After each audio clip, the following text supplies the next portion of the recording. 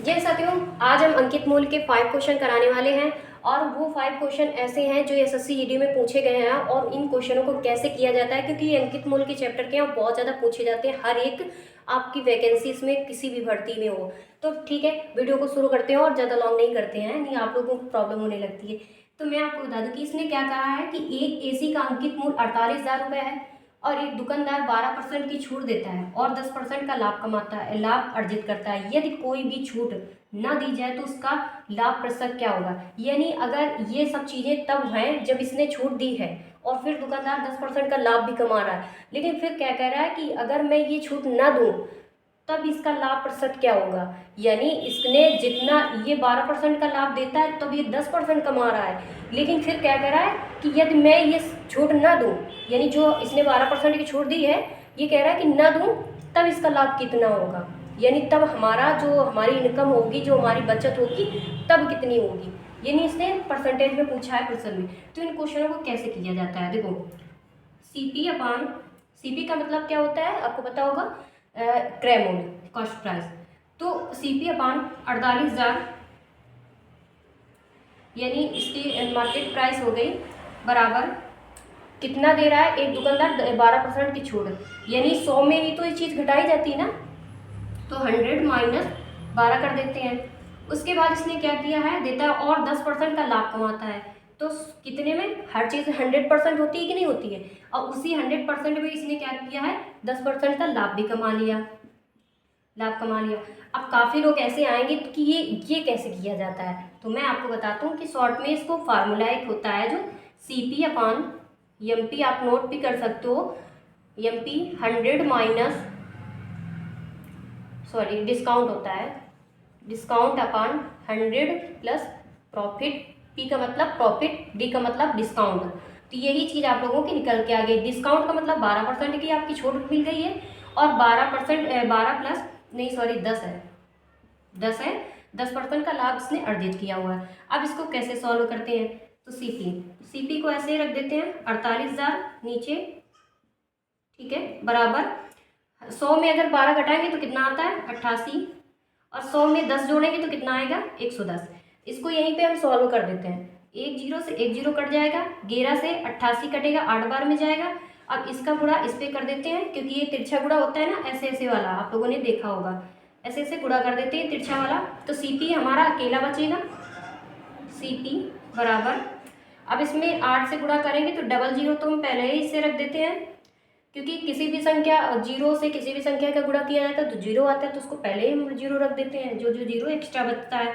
उसके बाद 8 से 8 में गुणा करते हैं 64, 8 8 64 होता है कि नहीं होता है, कितना बता 6 बता, 6 के बाद 8 का गुणा जब 4 पे करेंगे 8 चौको 32, 32 और 6 कितना हो गया 38, तो कितना आ गया 48,400। अब ये अभी आपका इसका आंसर नहीं आया है, क्यों नहीं आया, क्योंकि इसने क्या है कहा है लाभ प्रतिशत ज्ञात करना, हमें ये नहीं ज्ञात करना, ये तो सीपी है, क्रय मूल्य इसका निकल के आया है, इसका ये क्रय मूल्य निकल के आया है। अब इसको कैसे सॉल्व करते हैं, इसको ये जैसे आप लोग ये अंकित मूल्य दिया है, कितना दिया है आपका एमपी कितना दिया है 48,000, इसी में हमारा जो सीपी निकल के आया है सीपी माइनस सीपी, देखो फार्मूला भी आपका साथ में करते चलना है, कितना निकल के आया 38,400, और अपान सीपी करते हैं, फार्मूले के हिसाब से हम अपान सीपी करते हैं, इंटू 100 करते हैं, इसमें इंटू है और इंटू 100 कर देते हैं। तो सीपी तो हमारा निकल के आ गया था ना पहले ही, तो कितना निकल के आया था 38,400। अब इसको हम घटा देते हैं ऊपर, तो जीरो जीरो एक्स्ट्रा आ गया, कितना जीरो जीरो, उसके बाद निकल के आ गया, और ये इसके नीचे जब जाएगा तो कितना आएगा 6, क्योंकि 10 में जब 4 गया 6 गए, 7 बचा, 17 में 8 गया, क्योंकि एक इससे आंसर लेते हैं ना, छोटा वर्ग तो बेसिक से बता रहे, तो 17 में 8 गया तो कितना बचा 9 8 17 होता है, 9600 बचा आ गई इसकी, और 38,400 ये हो गया। अब इसका 100, ठीक है, इसके जीरो से इसके जीरो नीचे वाले से काट देंगे, इसको काटेंगे थोड़ी सी प्रॉब्लम होगी, अगर इसको काटेंगे तो इसे सॉल्व करने में हमें आराम रहेगी जब ऊपर नीचे से गुणा कर देंगे। उसके बाद 48 दूना 96, 2 से पहले काट के देखते हैं, और 2 से 19 दूना 38, 2, 192, 48 चौको कितना होता है 192 होता है 4, 4 होता है। अब ये 4 बचा, तो उसके बाद इस 4 से हम अगर 100 काट देंगे तो कितना आएगा, 25 चौको 100 होता है। तो कितना हमारा निकल के आ गया इसमें, 25% ये निकल के आ गया आपका आंसर। और यही चीज़ आपसे पूछ रहा है कि लाभ प्रतिशत ज्ञात कीजिए, तो कितना आ गया हमारा, 25% निकल के आ गया। अब भी कोई कंफ्यूजन हो तो आप लोग कमेंट कर सकते हो। अब हम दूसरा क्वेश्चन करते हैं। तो दोस्तों ये है दूसरा सवाल। ये एसएससी जीडी 2021 2023 और दो बार आया। ये ना सोचना कि इतना छोटा सा सवाल है, ये मैंने सोचा कि इतने बार आया कि क्यों नहीं मैं बता दूं, इससे आप लोगों को आराम रहेगी। तो मैं आपको बता दूं कि एक वस्तु का अंकित मूल्य 760 रुपया है। ऑफ सीजन में इसे 722 रुपये में बेचा गया है। वस्तु पर छूट का प्रतिशत ज्ञात कीजिए। छोटा है पर खोटा है, छोटा ही है। तो एक दुकानदार है, उसका जो उसने जो कोई वस्तु बेच रहा है, तो उस वस्तु का जो अंकित मूल्य है 760 रुपया है, ठीक है। लेकिन ऑफ सीजन का मतलब क्या होता है, कभी कभी ऐसा देखा होगा कि दुकानदार शादियों के टाइम काफ़ी बिजी रहते हैं, लेकिन जैसे आउट सीजन आता है, कोई ऐसा सामान होता है जो खराब होने वाला होता है, और दुकानदार क्या सोचता है कि इसको चलो हो सकता है कि थोड़ा सा कम रुपये में हम इसको बेच दें, कम से कम ये दुकान से चला जाए, हमारा खराब हो रहा है, तो ये अच्छा रहेगा कि वो बेच देगा तो उसका पैसा भी वसूल हो जाएगा। तो ठीक है, तो ये क्या कर रहा है, कोई वस्तु है 760 रुपये की, लेकिन ऑफ सीजन पर इसने खुद से 722 रुपये की बेच दी, लेकिन वो थी 760 की बेच रहा था, लेकिन उसने बाद में क्या सोचा है कि 722 रुपये की इसको बेच दिया जाए। तो कितने का बेच रहा है इसने, 722 रुपये का। तो ये इसका हो गया, इसने छूट दे दी कि भाई डिस्काउंट इसने दे दिया है कि 760 वाली चीज़ 722 की हम बेचे दे रहे हैं। तो इसका क्या हो गया, इसमें इसको हम घटा देते हैं तो कितना आएगा, 38 आ गया। अब ये इसने 38 रुपये के इसने डिस्काउंट दिया और बेच दिया उस सामान को, लेकिन इसका आंसर ये तो आएगा नहीं, ठीक है। इसने क्या पूछा है कि वस्तु पर छूट का प्रतिशत निकालना है। अब ये प्रतिशत निकल के नहीं आया। अब हमारा क्या होगा, डिस्काउंट परसेंट बराबर डिस्काउंट अपॉन, ये कितना निकल के आ गया हमारा, ये 38 आ गया। उसके बाद क्या निकल के आ गया, एमपी इसका कितना था, एमपी का मतलब मार्केट प्राइस, एमपी का मतलब मार्केट प्राइस इंटू 100। तो मार्केट प्राइस इसकी कितनी थी, 760 रुपया। डिस्काउंट इसने कितना दिया, डिस्काउंट मतलब 38, और मार्केट प्राइस थी इसकी 760 इंटू 100। एक जीरो से एक जीरो काट देंगे, 38 दूना 76, 2 से 10 काटेंगे 5, तो ये कितना आ गया इसका, 5% आ गया। कितना आ गया, छूट प्रतिशत है ना, तो इसमें हम ऐसे डिस्काउंट परसेंट ऐसे, क्योंकि आपको समझ में आ गया ऐसे लिख देंगे तो इसका इस 5% इसका आंसर निकल के आ गया। तो आप लोगों को लगभग समझ में आ गया होगा, और साइड पे नोट भी है कि किस किस शिफ्ट में पूछा गया, आप लोग देख लेना। छोटा है पर इसको ऐसे ना समझना।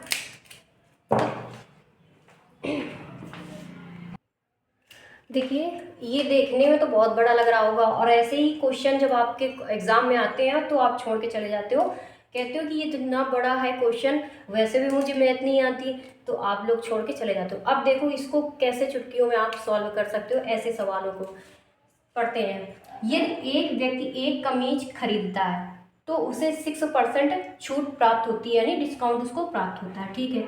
जबकि यदि वह 2 कमीजें खरीदे तो उसे पहली कमीज पर 5% और दूसरी कमीज पर उसे 8% की छूट मिलती है। यदि व्यक्ति द्वारा 2 कमीजों के लिए रुपये 925 का भुगतान किया गया तो प्रत्येक कमीज का अंकित मूल्य ज्ञात कीजिए। उसने कोई सामान खरीदने जा रहा है, कमीज वमीज जो भी खरीदने गया, तो उसने कहा है दुकानदार ने, अगर तुम एक कमीज खरीदते हो तो उसे 6% की डिस्काउंट मिलेगी। अगर वही उसी जगह 2 कमीजें खरीद रहे हो तो पहली कमीज खरीदने पर आपको 5% का मिलेगा और दूसरी खरीदने पर 8%। अब उस व्यक्ति ने क्या सोचा है कि क्यों नहीं हमें ज़्यादा छूट प्राप्त करनी चाहिए, यानी अगर हम ज़्यादा छूट ले लेंगे तो हमें पैसा कम भी देना पड़ेगा, अगर हमें ज़्यादा कम छूट मिली तो हमें पैसे भी भुगतान ज़्यादा करने पड़ेंगे। तो अब ये क्या कर रहा है कि ये यहाँ से इस चीज़ को काट दिएगा। तो देखो किसी भी वस्तु का जो अंकित मूल्य होता है कितना होता है, अंकित मूल्य कितना होता है, 100 होता है कि नहीं होता है, अब ये 100 होता है, चलो कोई बात नहीं। अब उसने क्या कहा है कि अगर कोई वस्तु होती है, जब किसी चीज़ में छूट दी जाती है तो 100% में छूट मिलती है कि नहीं मिलती है, 100% में। तो पहली वस्तु को खरीदने पर उसका जो डिस्काउंट था तो उसने कितना किया है, 100 में उसने 5% का डिस्काउंट मिला है, तो उसको कितना 95 भुगतान होगा, ठीक है। और दूसरी कमीज पर उसे कितना 100 में ही दूसरी को 8% का मिल गया, तो कितना आ गया उसको, 8% घटाएंगे 100 में तो कितना आएगा, आ जाएगा आपका 92 आ जाएगा। अब इन दोनों को क्या करते हैं, हम जोड़ देते हैं, 5 2 7 और 9 2 18, तो कितना आ गया 187 आ गया। लेकिन उसने क्या है, यही इसका आंसर नहीं होगा, अभी और भी पढ़ो। अब इसने क्या कहा, यदि व्यक्ति द्वारा 2 कमीजों के लिए 925 का भुगतान किया गया हो, यानी उसने क्या कहा है कि अगर उस व्यक्ति ने 925 रुपए की दोनों वस्तुओं को खरीदा, तो क्या कह रहा है कि प्रत्येक कमीज का अंकित मूल्य क्या था, यानी दोनों की खरीद पर उसने 925 दिया है, तो जब उसने कमीज का प्रत्येक पूरा भुगतान किया है, वो उसका अंकित मूल्य क्या था, यानी अंकित मूल्य इसने पूछ रखा है। तो इसको हम यक्स लगा दो या के लगा दो, क्योंकि इसको सॉल्व करने में हमें आराम मिल जाएगी। देखिए, अगर कोई अंक बराबर अंक होता है तो उसको सॉल्व करने में थोड़ी सी प्रॉब्लम होती है, अगर उसका कोई एक निगेटिव वर्ड रख देते हैं तो थोड़ा सा प्रॉब्लम आपकी सॉल्व हो जाती है। तो देखो 187 के बराबर कितना दे रहा है, 925 रुपया, ठीक है। तो के बराबर के रख दो, 900, आपको जो भी आपको सॉल्व रखना है तो आप रख सकते हो।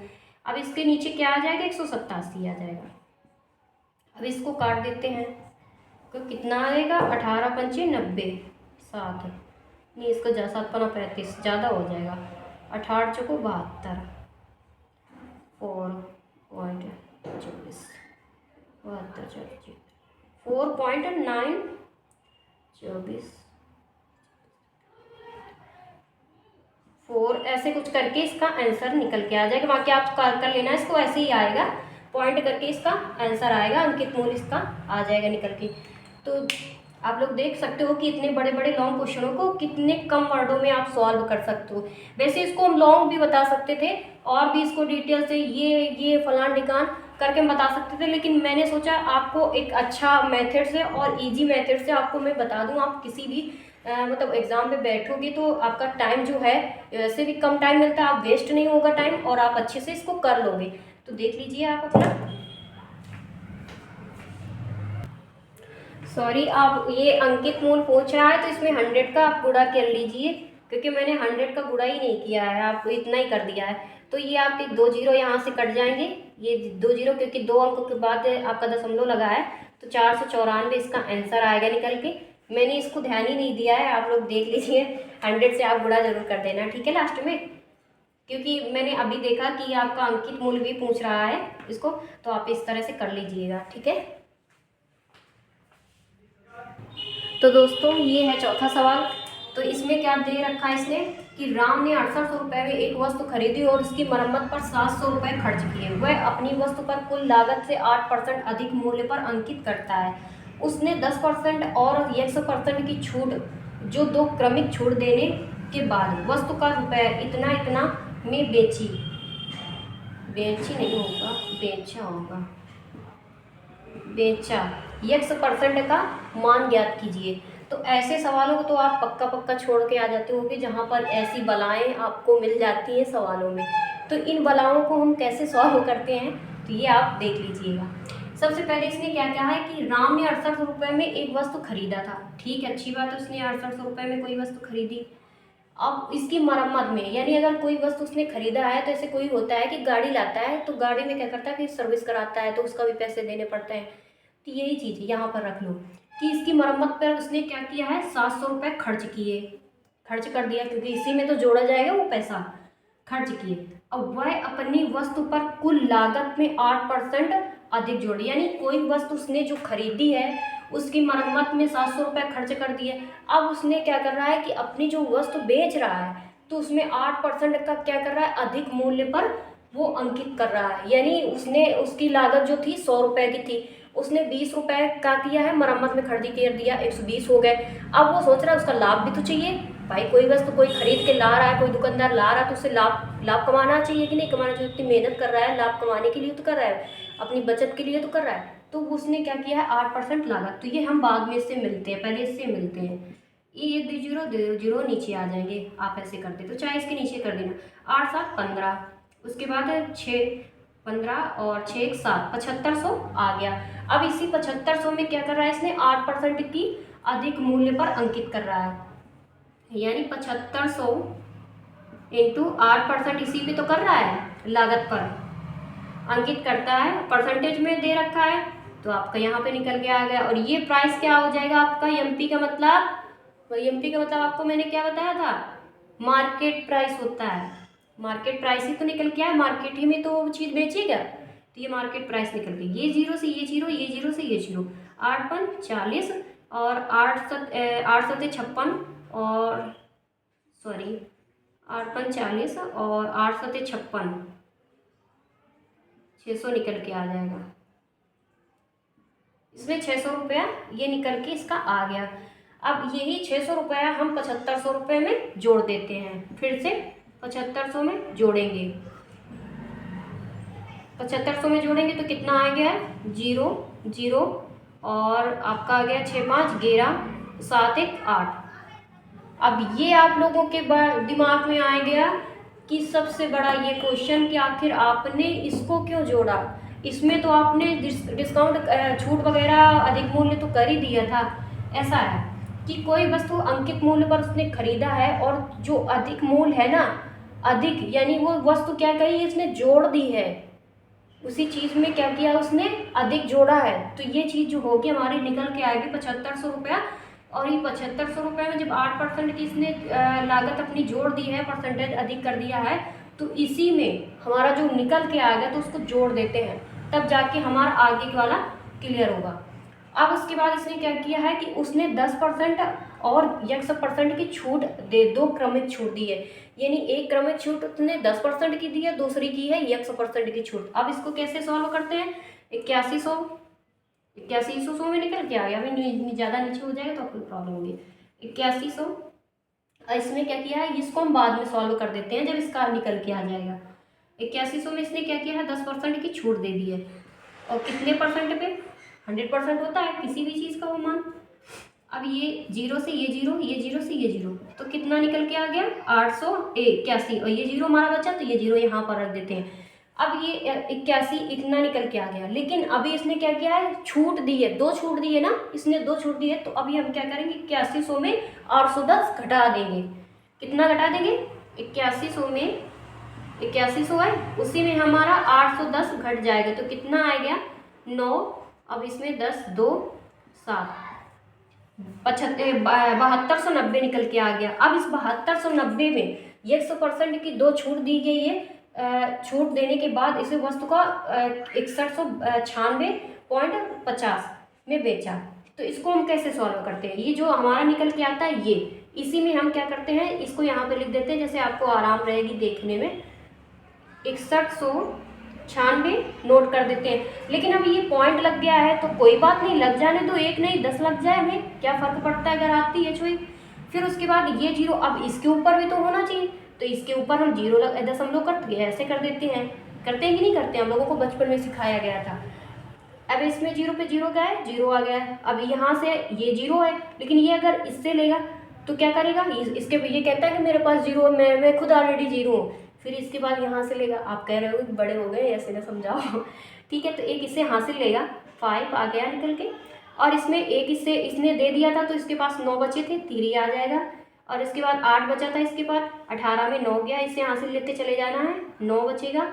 उसके बाद 1 में यहाँ 1 गया, 0 आ गया, 7 में 6 गया, 1 आ गया, इतना हमारा निकल के आ गया। अब ये जीरो आप लगाओ चाहे छोड़ दो, कोई बात नहीं, इस पर कोई अस्तित्वहीन हो जाता है, जीरो दशमलव के बाद वाला, पहले वाला हो या बाद वाला हो। फिर उसके बाद मैं आपको बता दूं, इतना निकल के आता है। अब इसने क्या किया, 100% की 2 छूट, अभी 10% वाला निकाला, अभी 100 वाला रह गया कि नहीं रह गया, इसको कैसे निकालते हैं, तो 100% डिस्काउंट लिख लो, डिस्काउंट बराबर कितना आ गया है, 1093.50 कितने में आया है आपका निकल के, 1 मिनट कहाँ गया,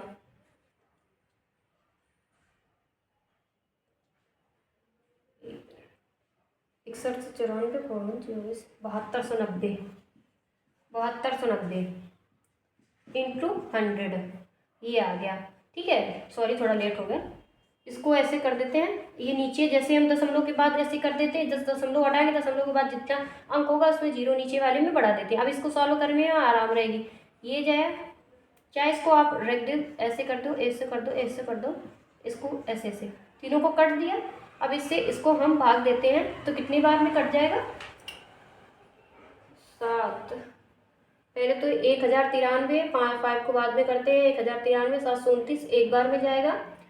उसके बाद आप लोगों का 29 निकल के आ गया, 13 में 9 गया 4, इससे हासिल गया 8 में 2 गया 6, और उसके बाद ये गया 9 में 7 गया 2 5, तो इसका लगभग 3 आएगा, तो इसका 5 बार जाएगा, लगभग 5 बार जाएगा, यानी 15% आपका ये आंसर आ जाएगा निकल के।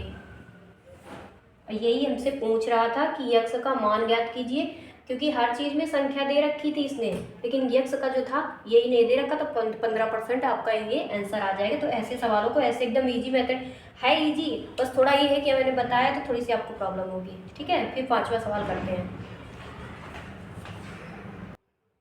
तो दोस्तों ये है 5वां सवाल। और कभी कभी ऐसा हो जाता है कि छोटे छोटे सवाल भी आपको प्रॉब्लम क्रिएट कर दें, और ये क्रमिक छूट यानी यही आपका अंकित मूल वाला ही एक क्वेश्चन है। तो ऐसे छोटे से छुटकू से क्वेश्चन को कैसे सॉल्व किया जाता है, तो आप लोगों को, बहुत सारे लोगों को पता होगा कि इसको एकदम चुटकियों से सॉल्व करते हैं, लेकिन कभी कभी जब 3 मान आ जाते हैं तब थोड़ी सी प्रॉब्लम होती है, क्योंकि 2 मान में आपको प्रॉब्लम नहीं होती है। तो ऐसे सवालों को कैसे सॉल्व करते हैं, आप लोगों ने एक फार्मूला पढ़ा होगा, x + y बराबर -xy/100, ये एक फार्मूला होता है। ठीक है, इस फार्मूले के आधार पर इसको हम सॉल्व करते हैं। ठीक है, पहला क्या देख रखा है आपको? 10%, तो 10 प्लस, सेकंड क्या रखा है? 20 माइनस xy 10, अब y का मान कितना दे रखा है इसने? 20, और नीचे 100। अब आपने ये सोचा होगा कि ये दो तो आपने रख दिया, लेकिन एक क्यों नहीं रखा? अगर हम इसको रखेंगे तो कहाँ पर एडजस्ट करेंगे? जहाँ 2 लोगों की बैठने की जगह हो वहाँ तीसरा कैसे आ सकता है? अब आएगा वो तीसरा, कैसे आएगा? देखो, सबसे पहले हम इसको सॉल्व करते हैं, इससे इससे इससे इससे, यानी 2 जीरो ऊपर वाले से 2 जीरो नीचे वाले कट जाएंगे। अब इनका 2 का गुणा जब 1 पे करेंगे तो 2 आएगा, नीचे का कोई मतलब ही नहीं रहा। अब इन दोनों को, ये प्लस पे है तो इनको पहले जोड़ देते हैं, तो 20 और 10 30, और माइनस पे कितना आएगा? 2। ऐसे सॉल्व किया जाता है। कभी कभी गलतियां हो जाती हैं, आप लोग सॉल्व पूरा नहीं करते हो, माइनस कर देते हो, जिससे क्वेश्चन गलत हो जाता है, और छोटी छोटी गलतियां बहुत घातक हो जाती है क्वेश्चनों में। अब इस पर कट जाएगा तो कितना आएगा? 28। ये 28% आ गया कि नहीं आ गया? अब ये ऊपर में कितना था? 40%। अब हमारे 2 क्रमिक फिर आ गए, 2 क्रमिक आ गए। अब हमें और आराम रह जाएगी कि इसको फिर उसी फार्मूले के आधार पर इन दोनों को सॉल्व कर देते हैं। 28 प्लस 40 माइनस, इसको एक्स वाई की जगह वही 28 इंटू 40 बाई आपका 100। अब हम आराम से सॉल्व कर देंगे, अब आराम भी रहेंगे इसे सॉल्व करने में। इससे इसको काट देंगे, ठीक है। उसके बाद ये दोनों को जोड़ेंगे तो कितना आ जाएगा? 68 आ जाएगा। 40 20 60 68। अब इसको हम गुणा करेंगे तो 8 चौको 32, 3 आ जाएगा, और आपका 4 दूना 8, 2 10 11, इतना आएगा। उसके बाद आपका 10 नीचे आएगा। ऐसे नहीं इसको करते, ऐसे तो गलत हो जाएगा। 68 माइनस 112 बाई 10 आ जाएगा। अब इसको आप लोगों ने देखा होगा, कभी जब छोटे छोटे थे तो हम लोगों को ऐसे क्वेश्चनों को त्रियक गुणा करके सिखाया जाता था। अगर हम ऐसे डायरेक्ट घटा देंगे तो ये हमारा गलत हो जाएगा। क्यों गलत हो जाएगा? क्योंकि ये हमारा नीचे बैठा हुआ है ना, तो इसको ऐसे कर देते हैं। और कभी कभी ऐसा होता है कि पॉइंट करके घी घटा देते हैं और घट भी जाता है, लेकिन पहले मैं आपको ऐसे सिखाते हैं क्योंकि बेसिक ही बता रहे हैं। तो 680, 10 का गुणा 10 जब 68 पे करेंगे तो 680 आएगा, माइनस 112 वैसे ही रख देंगे क्योंकि 1 का गुणा जब 112 पे करेंगे तो सेम रहेगा, और नीचे हमारा 10 निकल के आ जाएगा। अब इस पर हम घटा देंगे, 680 में 112 घटाएंगे तो 10 में 2 गया 8, और उसके बाद 8 पे ये आ गया, वो उसके बाद 7 पे 1 गया 6, और आपका 5 पे 1 गया 4, 1 मिनट, 6 पे 1 गया 5 आ गया। ये आपका निकल के आ जाएगा, और ये आप इसे जाएगा ऊपर काटेगा जाके तो दशमलव आएगा कि नहीं, 1 0 1 है तो 1 ही 0, अगर 2 होता नीचे तो 2 0 ऐसे यहाँ पर दशमलव आ जाता। तो ये हमारा इतना आ जाएगा निकल के 56.68। लेकिन आप लोग अगर इस पर हो जाएगा, ये आपका पूरा टोटली जो होगा क्वेश्चन आंसर निकल के आ गया। और ये कहाँ कहाँ पूछा गया है, SSC GT 2023 की 3rd शिफ्ट 2nd शिफ्ट में पूछा गया है। और आपको मैंने डे नहीं लिखा, अलग अलग डे के ये हैं। और 2021 में 1 शिफ्ट में पूछा गया है क्वेश्चन। देखो कितना छोटा है और कितनी बार पूछा गया है, इसलिए ऐसे सवालों को ऐसे सॉल्व करते हैं, आप लोग कर लेना। तो ये वीडियो मेरी जो थी कैसी लगी, 5 क्वेश्चन आज हमने कराए हैं। कभी कभी छोटी छोटी गलतियाँ हो जाती हैं, बोर्ड पे खड़े होना और बताना आप सबको कैमरे में, तो थोड़ी थोड़ी गलतियाँ हो जाती हैं, बोलने में भी कभी कभी बाय मिस्टेक हो जाता है, तो उनके लिए मैं माफ़ करना। क्योंकि देखिए ये सब इतनी जल्दा मतलब ऐसा हो जाता है ना कि मतलब आपकी हैबिट हो ना और डायरेक्ट आपको ऐसे करना पड़ जाए, तो थोड़ी थोड़ी गलतियाँ होती हैं और धीरे धीरे इनको हम सुधारेंगे। और ये वीडियो लॉन्ग होने का रीज़न ये है कि हम बातें भी बहुत ज़्यादा बीच बीच में कर देते हैं, तो उनकी वजह से हो जाता है। बाकी जब सवाल करते हैं तो उस पर टाइम हमारा नहीं वेस्ट होता है, सवाल तो बस मिनटों का होता है और घंटों का जो हो जाता है, तो वो हम सबकी बातें हो जाती हैं। और ये चीज़ समझानी भी पड़ती है क्योंकि बेसिक होती है, और बेसिक चीज़ों को अगर हम बेसिक से नहीं बताएंगे तो फिर आपको प्रॉब्लम होगी। क्योंकि वही छोटे हमारे भाई बहन आते हैं यहाँ पर, वो जो जिनको मैथ बिल्कुल भी नहीं आती वही लोग रिक्वेस्ट करते हैं, बाकी तो भाई उनकी बात ही नहीं करते, वो बड़े लोग वहाँ पर जाएंगे जहाँ बड़े चैनल होते हैं। तो ठीक है, मिलते हैं नेक्स्ट वीडियो, बाय बाय, नमस्ते। और वीडियो कैसा लगा कमेंट जरूर कर देना।